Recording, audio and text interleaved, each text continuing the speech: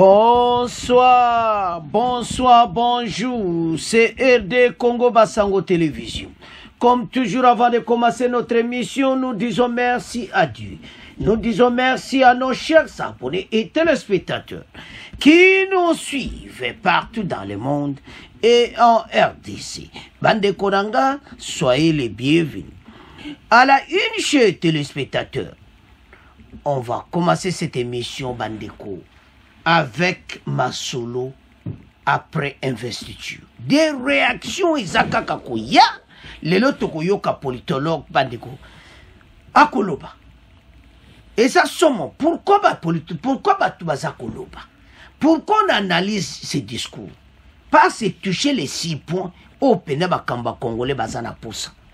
O yezo tung saba Congolais. Alors Bandeko Tokoyoka live, o eza somme. Christian Moleka akoloba siriango.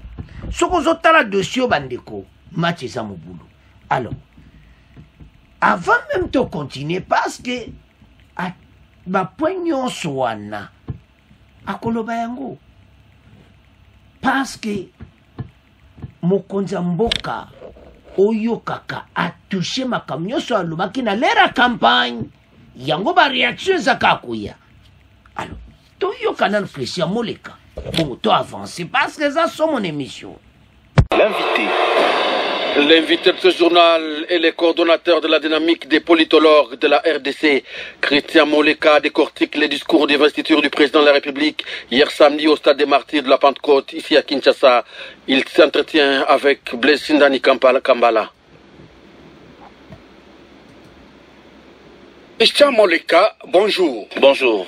Que pouvons-nous retenir du discours d'investiture du président de la République de samedi dernier? On peut retenir que le président a résumé ce qui peuvent être ses lignes directrices autour de 4 axes importants, à savoir la cohésion nationale, l'économique, la monnaie et la sécurité. Sur les questions de cohésion, le président est revenu sur la nécessité de consolider les vivre ensemble, de lutter contre le tribalisme, de donner une place à l'opposition, notamment au sein du Parlement. Il a tendu la main à l'opposition. Sur les questions économiques, le président est revenu sur la nécessité de diversifier l'économie, de réindustrialiser, de donner une place importante à l'agriculture. Et sur la question de la monnaie, il a évoqué les questions du pouvoir d'achat, les questions de la stabilité du franc congolais. Et enfin, sur la question sécuritaire, il a évoqué les questions sécuritaires, notamment les réformes de l'appareil sécuritaire pour répondre aux menaces extérieures, notamment les menaces des pays voisins. Parlant de questions économiques, le chef de l'État a parlé de la diversification de l'économie nationale et même la stabilisation de la monnaie. Comment cela peut être réalisé si nous savons que nous avons une économie extravertie?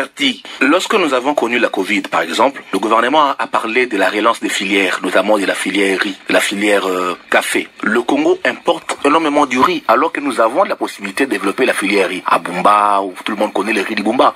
Donc si nous voulons demain diversifier l'économie, nous devons soutenir l'agriculture, qui nous permettra de produire localement et de compenser ou de remplacer ce que nous importons. Si par exemple, tout le monde connaît le débat sur le bateau de pêche avec les poissons du début du mandat passé, si nous relançons l'industrie de la pêche, ça nous permettra de produire localement, et quand vous produisez pour localement, vous n'importez plus et donc vous ne sortez plus de devises. Donc il est possible de diversifier l'économie, encore faut-il que les réformes profondes soient mises en place pour pouvoir créer plus de richesses à l'intérieur, augmenter notre capacité à faire entrer les devises, mais également réduire les sorties de devises qui font que nous sollicitions tout le temps nos réserves en change parce qu'il faut acheter à l'extérieur, et donc permettre à ce que nous ayons un minimum de stabilité à l'intérieur. Il a aussi abordé la question sécuritaire. Il a dit vouloir éradiquer tous les groupes armés qui pilulent dans l'est du pays. Comment pourra-t-il s'y prendre cette fois-ci pour amener la paix totale dans l'est du pays? Le Congo doit réactiver le côté diplomatique parce qu'il y a énormément d'initiatives diplomatiques qui sont encore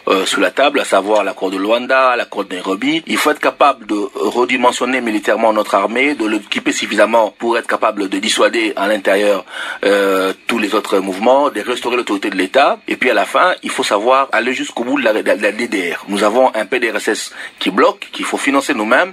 Il faut que nous arrêtions tout le temps de dépendre des financements extérieurs, financer nous-mêmes le DDR, parce que tous ces groupes armés, il faut les désarmer, il faut le ramener dans la vie normale, et ça demande donc un processus DDR. Mais il y a des questions de fond qu'il faut régler en même temps. Parce que quand on dit sécurité, la sécurité elle est globale. Elle demande également que nous réformions la territoriale, que nous réformions les renseignements, que nous réglons les problèmes de cohabitation pacifique, donc de vivre ensemble, et que nous réglons les problèmes fonciers. Parce que beaucoup de conflits tournent autour du foncier, et tout dépendra des réformes que le président mettra en place pour répondre à toutes ces questions-là. Terminons par cette question de l'opposition. Le président de la République souhaite que cette fois-ci, l'opposition ait son porte-parole. Croyez-vous que dans les contextes actuels où Moïse Katumbi n'est pas élu au Parlement et que Martin Fayulu n'a aucun député, donc vous croyez qu'il est possible d'avoir un porte-parole de l'opposition? C'est une question complexe parce que depuis 2011, si nous n'arrivons pas, si l'opposition n'arrive pas à avoir un porte-parole, c'est parce que nous avons toujours une opposition à double vitesse. Une opposition à l'intérieur du Parlement, puis une opposition à l'extérieur du Parlement.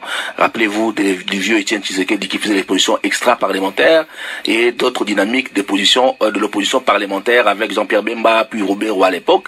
Ce schéma-là n'est pas très loin de ce que nous vivons aujourd'hui. Nous avons un Fayulu qui ne va pas se retrouver dans le jeu parlementaire parce qu'il n'a pas de député, un Katumbi qui va refuser à ses députés de siéger et donc qui n'a pas intérêt à jouer ce rôle au sein du Parlement, puis une partie de l'opposition minoritaire qui sera dans le Parlement, notamment d'Ipro, de Costa Moutamba, et donc face à une opposition qui se retrouve encore au sein des institutions, puis une autre à l'extérieur, et il me semble difficile de parvenir à trouver un consensus sur le porte-parole de l'opposition. Christian Moleka, politologue et coordonnateur de la dynamique des politologues de la RDC, merci beaucoup. C'est moi qui vous remercie.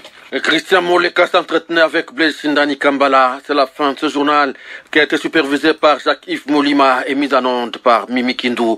À vous infiniment merci de l'avoir écouté.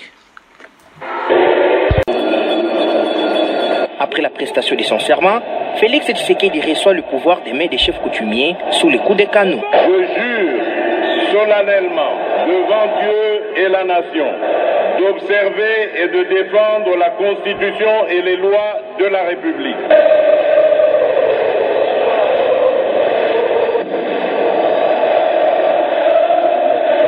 Grâce à Mzati Massanza. Bande Kotolandi. Bande ko ba réforme na kati ya armée fo ezala makambo ebele eza wana eza nango bien mais eza teke motu abeti jale lobo donc aza na raison na ye parce eza na bamosusu mpe baya kotelengana te oya donc toza na besoin makambo moko ya crédible esala bandeko toza na problème ya banzela toza na problème ya courant toza na problème électricité il faut batala nani bakotia en place bapasteur bateyaki badalo tout balobaki mpona bavoleur il faut faci atonga oyo ka vrai gouvernement pour réussite oyo esalama parce que peuple congolais aza kosatendre ya mingi pa faci biso nyonso tozoloba toza kosatendre makambo ebele pa mokonzi ya mboka ezosenga d'abord remaniement ya armée on a très propre lisusu bilo ya mike eza et puis kosilisa guerre wana le plus tôt possible ko désarmer bango nyonso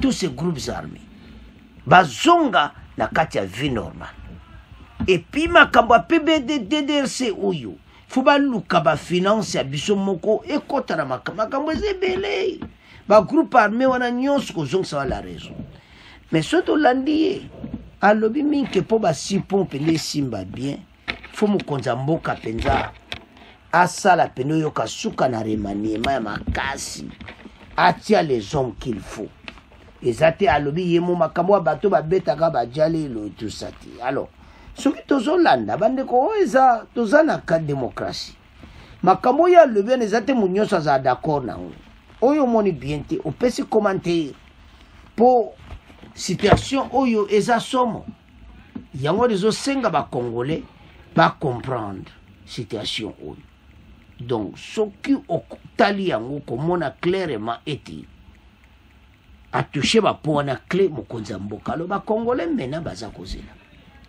maintenant qu'est-ce qui va se passer est-ce que kokokisama ndenge na date epesami parce bandeko ya Congo bazokritike o président azopesa bapromese me bandeko ya Congo bolanda bango te bana mboka mokonzi ya mboka soki alobi akosala au lieu que ba comprendre pourquoi ça m'a quitté bango ka ba critique alors bana mboka tolandi Christian Moleka en tout cas ça qui est clair to komo tika on a bien bo analyser selon makambo ya lobby et puis ça kitoko na ba commentaire bon partager. Tout ça besoin chez nous et pas mon n'importe où les mêmes biloko kitoko. Tu as besoin de avancer. Tout ça on a bino. Au revoir, à la prochaine.